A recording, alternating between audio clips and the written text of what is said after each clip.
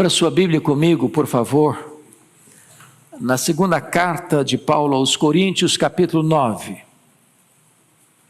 Segunda carta de Paulo aos Coríntios, capítulo 9.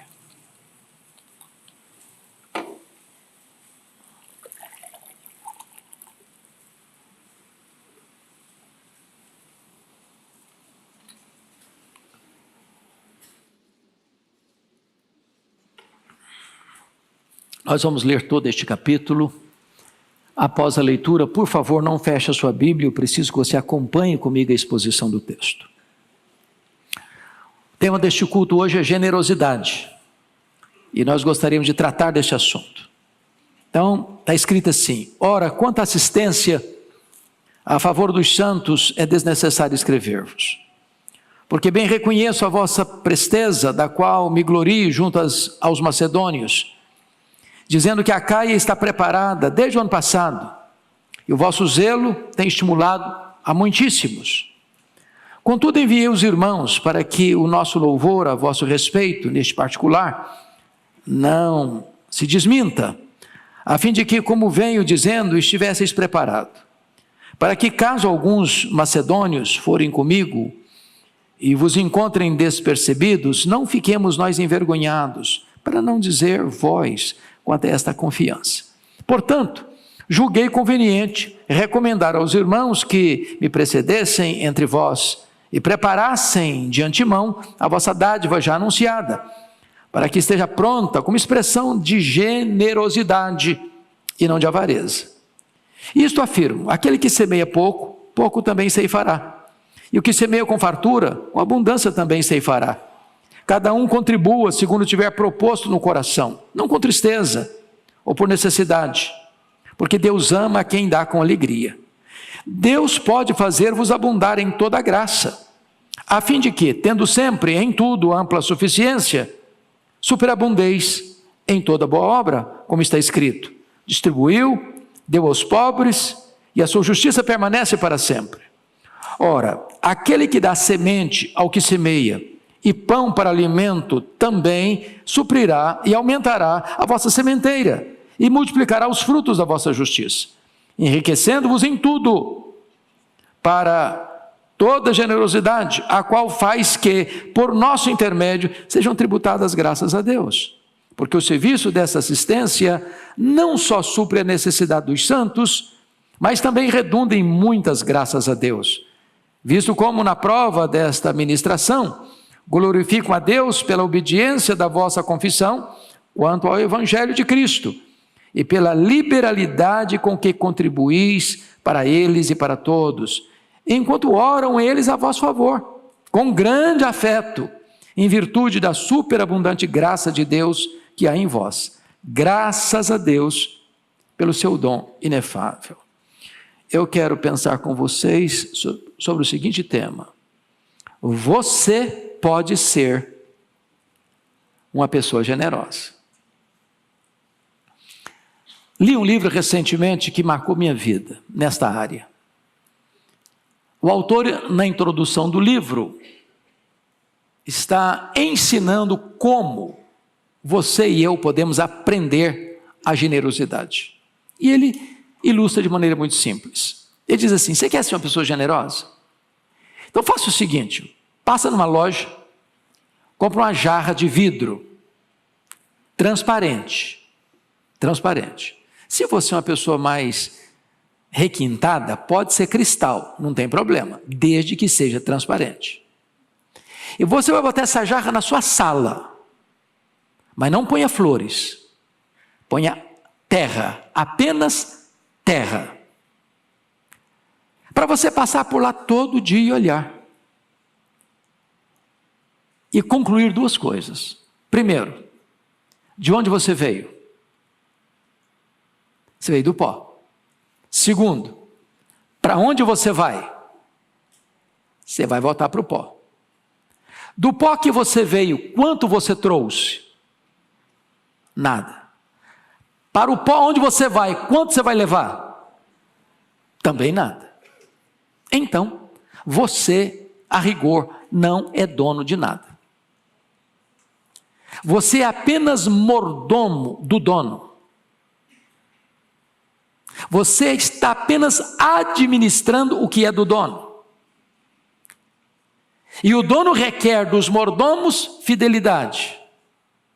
E como o dono é generoso, a única maneira de você, sendo mordomo fiel do dono generoso, é sendo generoso com o que é do dono.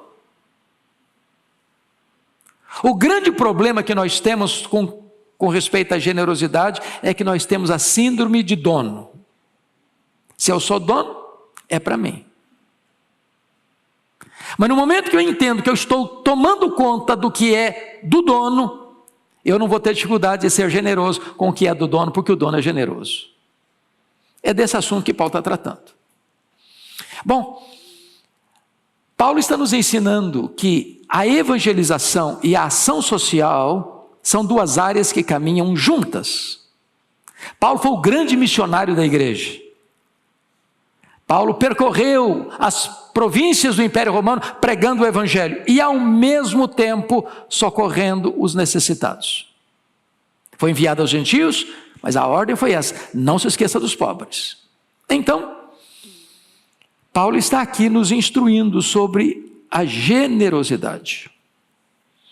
Ele já havia dito lá em 1 Coríntios 16:1 que as igrejas da Galácia, entendam vocês, Antioquia, Pisídia, Icônio, Derbe e Listra, haviam estimulado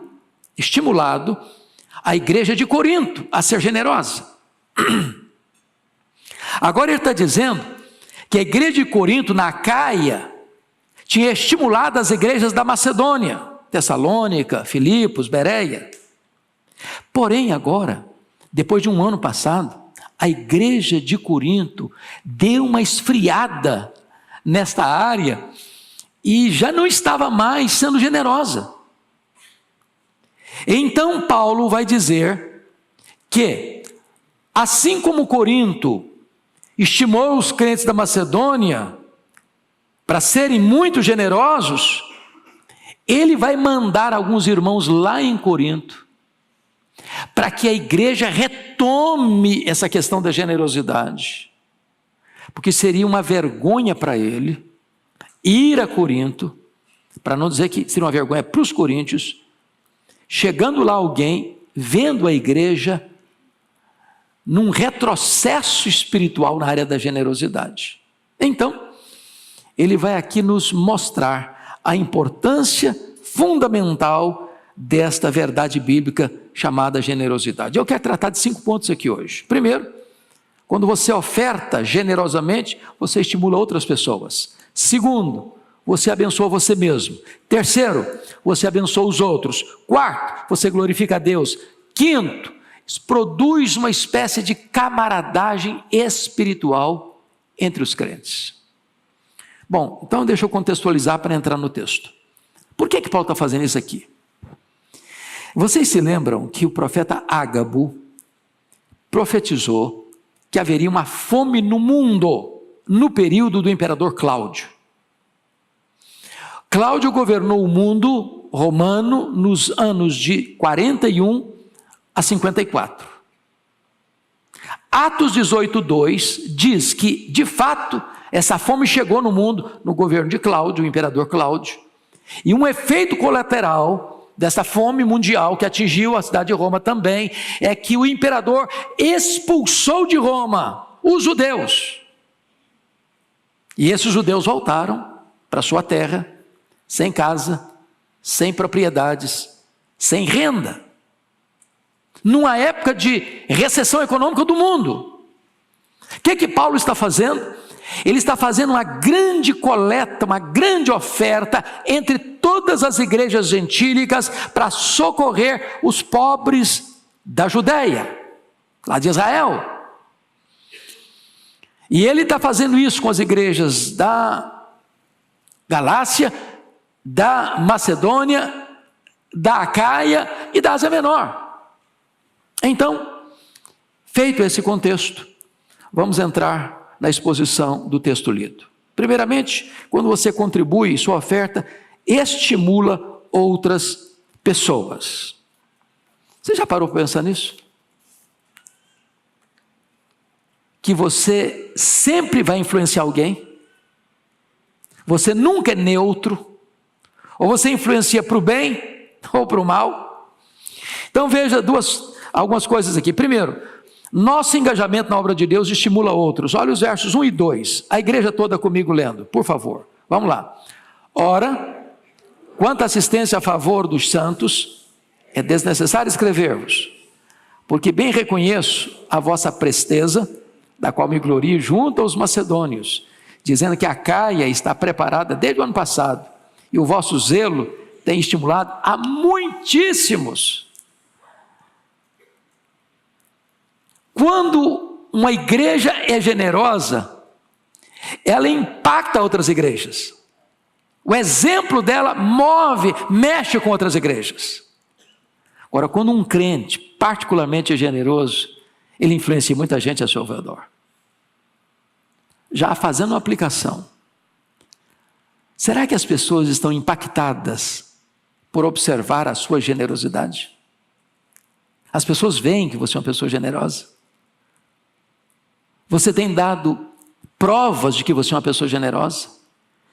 Quantas pessoas você tem impactado e tem influenciado pelo fato de você ser generoso? Segundo, disposição e ação precisam caminhar juntos, porque agora vamos ver o versículo 3 e 4, o que aconteceu. Leia comigo.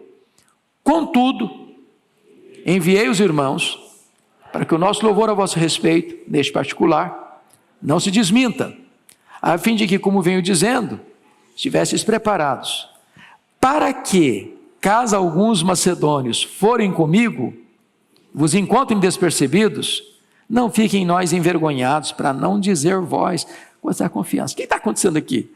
A igreja de Corinto teve aquele entusiasmo no começo. Vamos ajudar, vamos arregaçar as mangas, vamos trabalhar, nós queremos ajudar. Daqui a pouquinho o tempo foi passando, eles deram uma esfriada. A igreja da Macedônia foi fortemente influenciada, está mantendo esse fogo aceso ainda, da generosidade, mas a igreja de Corinto não. Sabe o que significa isso? No reino de Deus não basta intenção, é preciso ação. Eu tinha tanta vontade. Vontade não resolve, é preciso ação. Eu já fui muito generoso, mas e hoje? E hoje? Como é que está? Já ajudei muita gente. E agora? O que você está fazendo? Por exemplo, ilustrando de forma muito simples. Imagine você chegar no caixa do supermercado, fazer uma compra daquela para o mês inteiro. Na hora de pagar, você diz assim para o caixa do supermercado: olha, eu tinha muita intenção de pagar essa conta aqui hoje, eu até tinha muita vontade, mas na verdade eu peguei esse dinheiro que ia pagar aqui o caixa e fiz outra coisa. Você leva a compra para casa? Boa intenção não paga conta. Boa intenção não ajuda ninguém. Boa intenção não resolve o problema de ninguém. Era isso que estava acontecendo na igreja de Corinto. Terceiro, a contribuição precisa ser metódica. Veja, por favor, versículo 5. A igreja comigo, verso 5. Portanto, julguei conveniente recomendar aos irmãos que me precedessem entre vós e preparassem de antemão a vossa dádiva já anunciada, para que esteja pronta como expressão de generosidade e não de avareza. Meus irmãos, nós temos que aprender a ser metódicos. O que significa isso? As coisas que você precisa fazer no reino de Deus têm que ser prioridade. Se você for daquele tipo de crente, deixa eu pagar minhas contas, deixa eu assumir meus compromissos, deixa eu resolver tudo primeiro, depois, se sobrar alguma coisa, eu entrego o dízimo. Depois, se sobrar alguma coisa, eu ajudo alguém. Essa postura vai levar você a não ser dizimista, a não ajudar ninguém, porque você não compreendeu a essência da fé cristã, que pensa no outro antes de pensar no eu. O amor cristão não é egocentralizado, é outro centralizado. Se você ler no capítulo 8, Só uma página antes, vale a pena você ler comigo, capítulo 8, verso de número 2. Leia comigo em voz alta, 8:2. Porque, no meio de muita prova, de tribulação, manifestar abundância de alegria, e a profunda pobreza deles superabundou em grande riqueza da sua generosidade. Leia o 3 e o 4 ainda.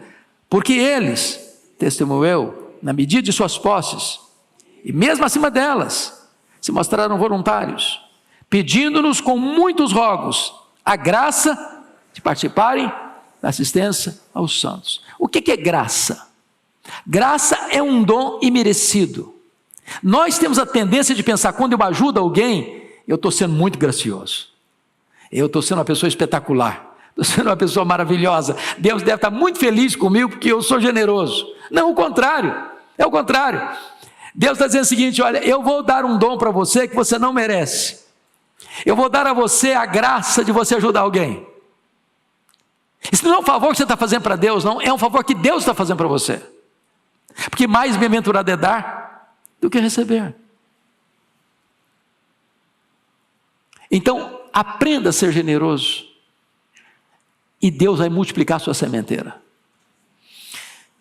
Muito bem, quarto lugar, a contribuição precisa ser generosa. O versículo 5, no capítulo 9, termina assim: como expressão de generosidade e não de avareza. Você conhece aquela pessoa que vai dar oferta, ele dá uma passada dedo assim nas notas da carteira? Ele pega mais amarrotada a menor nota da carteira para ofertar.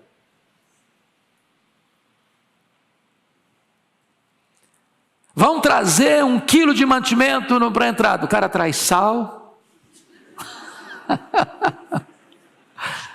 É capaz de trazer um sal de qualidade ruim ainda. Farinha. Meus amados, é generosidade, não é avareza não. O que foi lido aqui hoje? A alma generosa prosperará. Mas quem retém mais do que é justo é pura perda. Vai vazar entre os dedos. Vai vazar entre os dedos. Pois bem, me permita dizer a vocês que a palavra avareza, a palavra grega pleonexia, é exatamente o contrário, o oposto de generosidade. Isso me leva a entender aquela parábola chamada do samaritano, que há 3 filosofias de vida, só há 3 filosofias de vida. A primeira filosofia de vida é a filosofia do assaltante, o cara que roubou o cara no meio do caminho, tomou o que era dele, feriu a vida dele, deixou ele sangrando perto da estrada. Essa é a filosofia da avareza. O que é meu, e o que é seu deve ser meu também. Depois tem uma segunda filosofia de vida, é a do sacerdote e do levita. Eles olharam o camarada cair na beira do caminho, sangrando, passaram, vazaram. Não ficaram por perto, não ajudaram, não fizeram nada. É a filosofia da indiferença. O que é meu, o que é seu, cada um por si e Deus por todos. Cada um se vira, cada um paga as suas contas. Eu não tenho nada a ver com a sua vida. Você está apertado? Se vira. Esse é o sacerdote, esse é o levita. E existe a terceira filosofia de vida, que é a generosidade. É a do samaritano, que pensa as feridas, que bota o camarada no manual, que leva para a hospedaria, que paga a conta e diz: olha, se gastar mais eu volto e pago. Qual a filosofia dele? O que é seu, mas o que é meu pode ser seu também.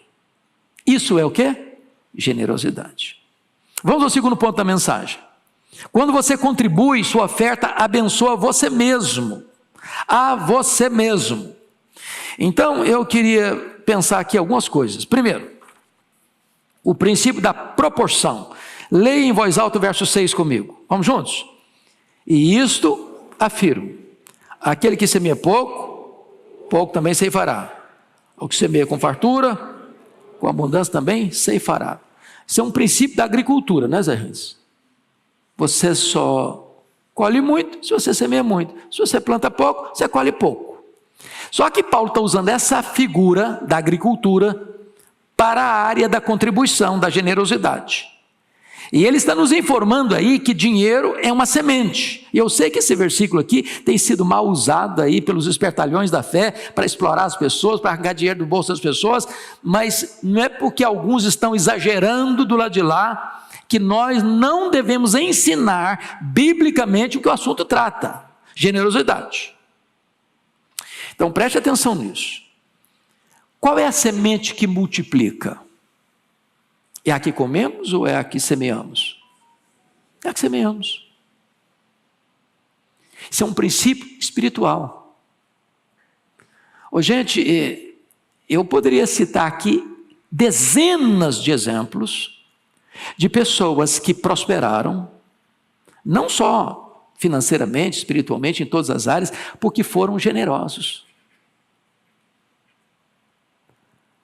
Porque o princípio é de proporção. Se você semeia pouco, você colhe pouco. Se você semeia muito, você colhe muito. Porque é Deus quem dá vida para a semente. É Deus quem faz isso multiplicar. A quem dá liberalmente, diz a Bíblia, ainda se lhe acrescenta mais e mais, mas ao que retém mais do que justo é pura perda. Jesus disse: dá e dar-se-vos-á. Boa medida, recalcada, sacudida, transbordante, generosamente vos darão. A Bíblia diz que o generoso é abençoado. O que dá pão ao pobre nunca terá falta, diz a Escritura. E quando você dá ao pobre, você empresta a Deus, que não fica devendo nada para ninguém. Então, se você nunca teve a experiência de ser generoso, de repartir aquilo que Deus confiou em sua mão para ajudar alguém, para socorrer alguém, para abençoar alguém, para sustentar alguém, para levantar alguém, para socorrer alguém, começa a fazer isso. Começa a fazer isso.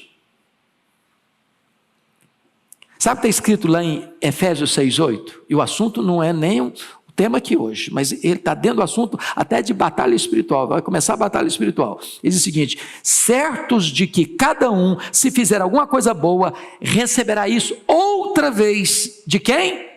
Do Senhor. Então você fez uma coisa boa para alguém, não é o alguém que vai pagar, não é alguém que vai recompensar, é Deus quem vai recompensar. É Deus que vai recompensar. Então agora vem o segundo ponto, que é o princípio da motivação, não é da proporção mais, é da motivação. Versículo 7, leia comigo, por favor, 9 e 7, toda a igreja. Cada um contribua, segundo tiver proposto no coração, não com tristeza ou por necessidade, porque Deus ama quem dá com alegria. Então, nota de rodapé, Paulo não está falando de dízimo aqui, tá? Dízimo é cada um contribua segundo o que tiver proposto no coração, não. Dízimo, qualquer língua que você for, é 10%. Não é 9,5%, não é 8%, não é 7%. Há poucos dias eu passei numa igreja, nós estamos dando desconto no dízimo. Internacional o negócio. Não, dízimo não tem esse negócio de desconto não, porque você não está entregando para a igreja, você está entregando para Deus. Então Deus conhece conta, Deus sabe matemática. Deus estudou na escola de economia. Sabe quanto você ganha, sabe o seu contra-cheque. Agora, quando o problema aqui, o assunto é que Paulo está levantando uma oferta especial para os pobres da Judéia. E aí ele está dizendo o seguinte, cada um, ou seja, não tem ninguém rico demais, não tem ninguém pobre demais, todo mundo pode participar. É por isso que Jesus enalteceu aquela viúva que deu duas moedinhas, que não dava para comprar um pão de sal, mas ele enalteceu. Deus não está preocupado com valor, Deus está preocupado com fidelidade, com generosidade. Então cada um contribua segundo tiver proposto no coração. Você propôs no coração. Ah, pastor, eu propus, não dá nada. Está resolvido o assunto. Propus no coração, não dá nada, pronto. Isso é o avarento. Agora notem, não com tristeza, meus irmãos, preste atenção nisso. Eu sei que Eurivaldo de vez em quando brincando aqui diz, se você estiver triste, entrega o dízimo mesmo, porque não tem que pagar a conta amanhã. Então dá com tristeza, dá com alegria, mas dá. Mas o contexto aqui é outro. O contexto aqui é de uma oferta. Deus não quer que você vá ofertar nada com o coração triste. Eu não estou querendo, mas, puxa vida, eles estão pressionando, eles estão batendo demais nessa tecla. Não é possível, não vai parar de bater nessa tecla, não. Eu vou dar porque para desencargo de consciência. Não, não é isso, não. Você vai fazer isso espontaneamente.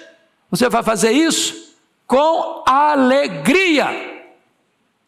Aliás, a palavra alegria aqui é uma das palavras mais interessantes da língua grega, que é exatamente de onde vem a nossa expressão de plena felicidade.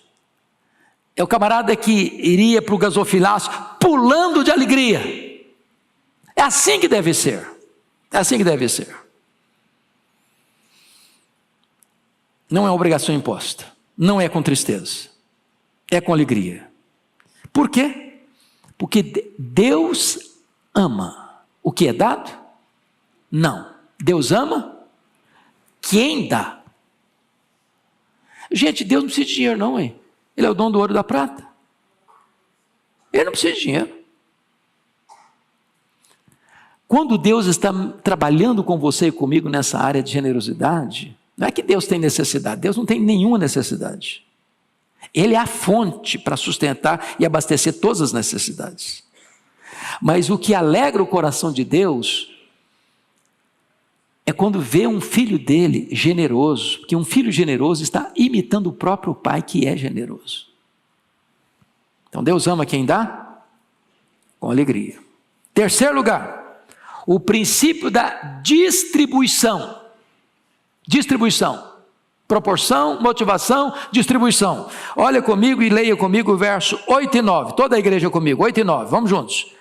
Deus pode fazer-vos abundar em toda a graça, a fim de que, tendo sempre, em tudo, ampla suficiência, superabundeis em toda boa obra. Como está escrito, distribuiu, deu aos pobres, sua justiça permanece para sempre.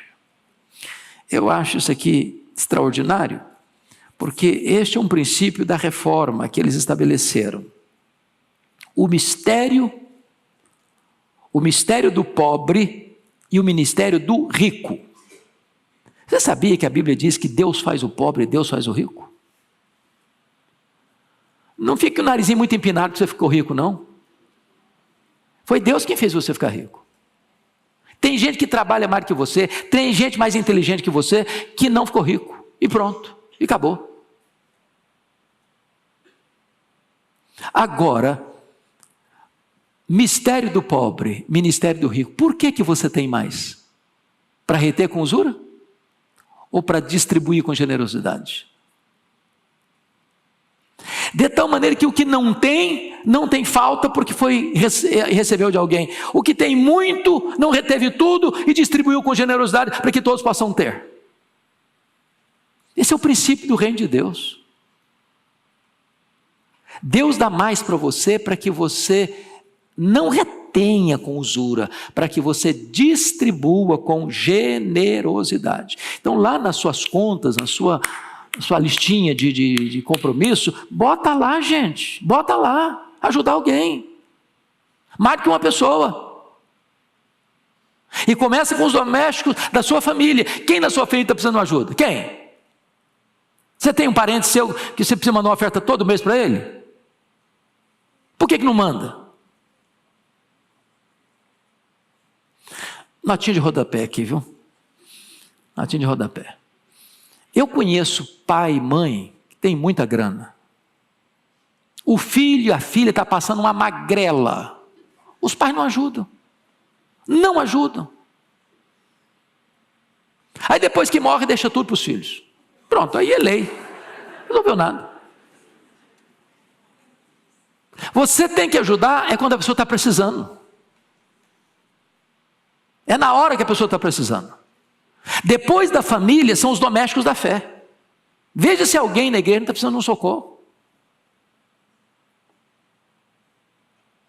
Depois você deve fazer o bem a todos os homens, sem fronteiras raciais, culturais, etc, etc, etc. Finalmente, você deve ajudar até o seu inimigo. Se o seu inimigo tiver fome, dá-lhe de comer. Se tiver sede, dá-lhe de beber.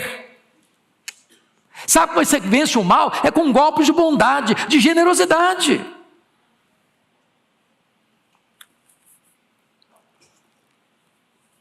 Quarto lugar, o princípio da provisão, versículo 10 e 11, leia comigo em voz alta, por favor, 10 e 11. Ora, aquele que dá semente ao que semeia, e pão para alimento, também suprirá e aumentará a vossa sementeira, e multiplicará os frutos da vossa justiça, enriquecendo-vos em tudo, para toda generosidade, a qual faz que por nosso intermédio sejam tributadas graças a Deus. Vamos entender isso aqui, irmãos amados. É Deus aquele que dá semente ao que semeia. Quem dá semente ao que semeia? Deus. Para quem Deus dá semente? Para quem semeia. Sabe o que está dizendo? Quanto mais você dá, mais Deus vai botar na sua mão para você ser mais generoso ainda. Agora o cara que é usura, mão de vaca, suvina, pão duro, só pensa nele, só faz para ele, só constrói para ele, não abre a mão, não ajuda, não socorre, Deus não vai dar semente.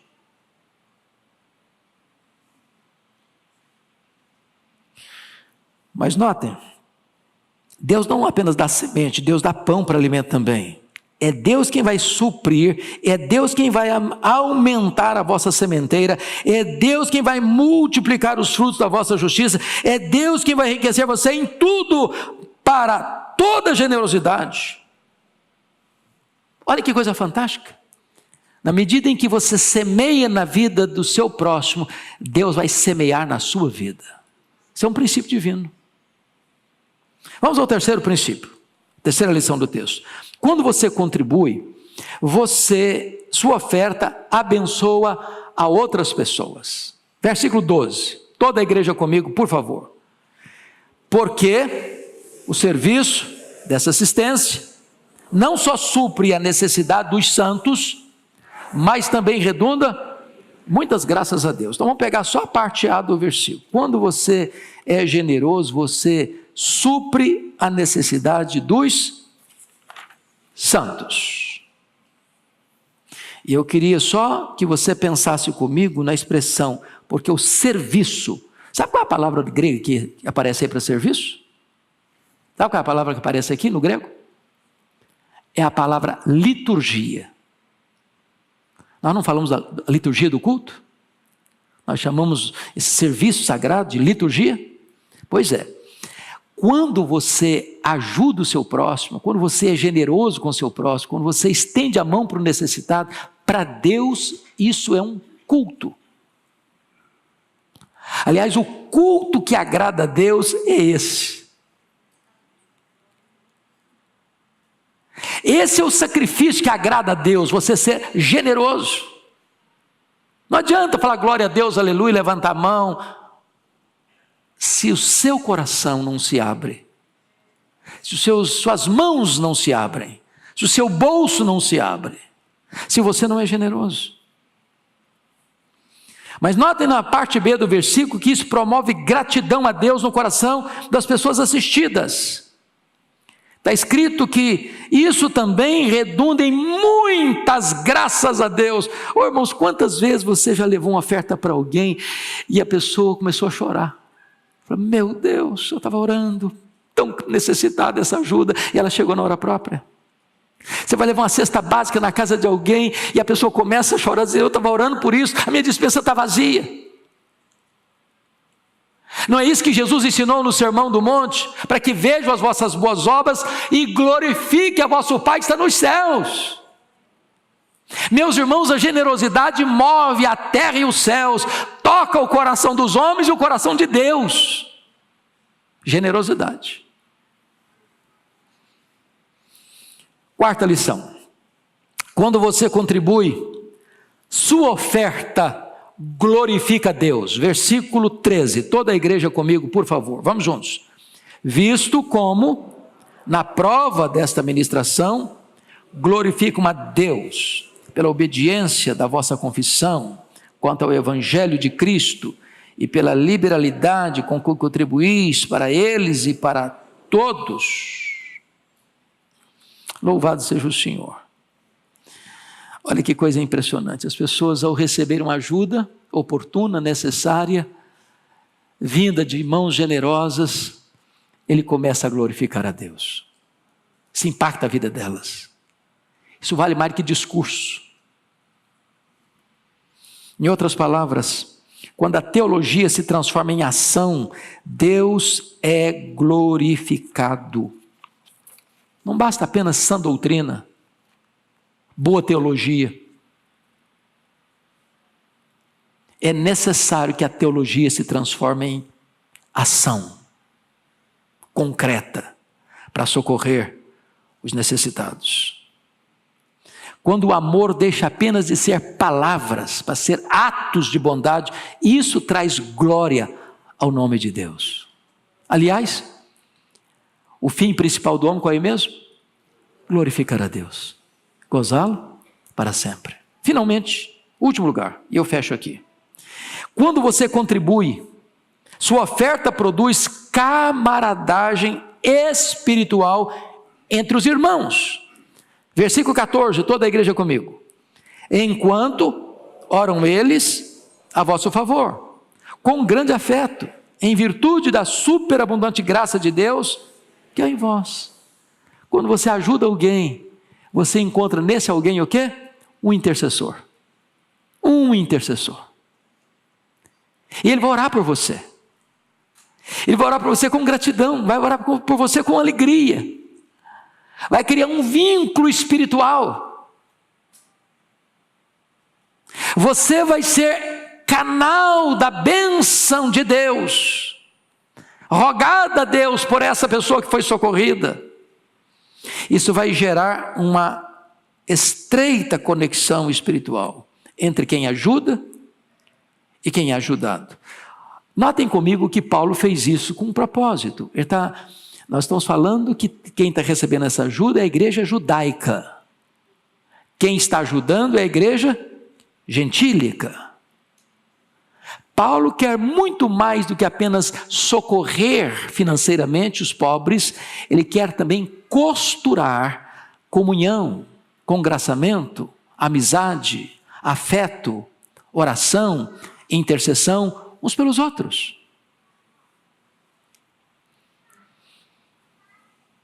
Mas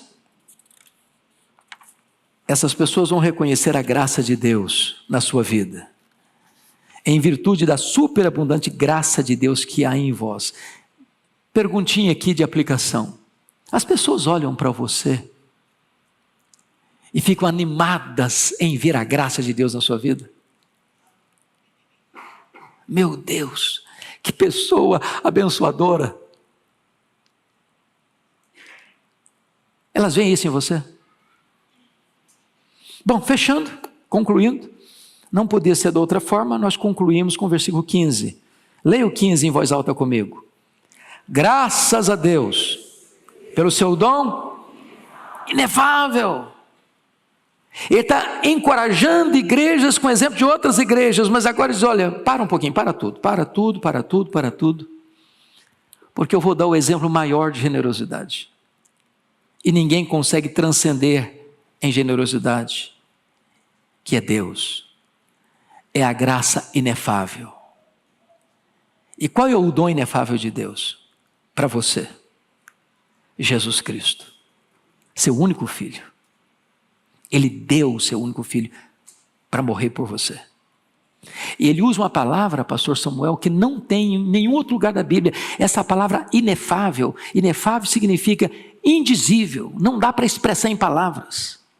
É tão belo, é tão grande, é tão majestoso, é tão sublime, é tão glorioso, que eu não encontro palavra no vocabulário para descrever esse gesto de Deus, esta ação da generosidade de Deus, de mandar o seu filho, seu único filho, para morrer em nosso lugar, pelos nossos pecados, para nos dar a vida eterna. Então, se você quer aprender sobre generosidade, olha para Deus. Ele é o maior exemplo, o clássico exemplo, o insuperável exemplo de generosidade.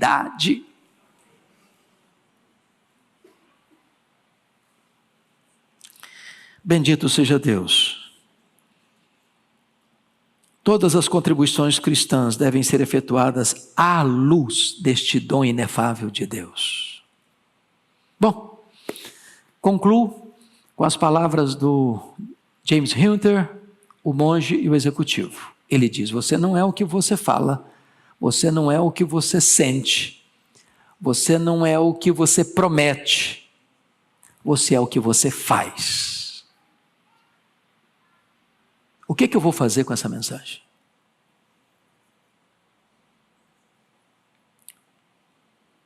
Eu queria recomendar a você, nesta noite, fazer uma lista de pessoas da sua família, da sua igreja, ou de uma igreja irmã, ou de uma pessoa que alguém lhe informou que está precisando de ajuda, de socorro. E você vai pedir a Deus graça para estender a sua mão. Mas não é fazer isso uma vez na vida, outra na morte, não. É você ser uma pessoa metódica. E dentro do seu orçamento vai ter uma conta chamada generosidade. Prepare-se para ser surpreendido por Deus. Prepare-se, porque você nunca pode superar Deus em generosidade. E quem promete multiplicar a sua sementeira é Deus, para você ter mais semente, para continuar semeando ainda mais. Que Deus nos ajude. Amém.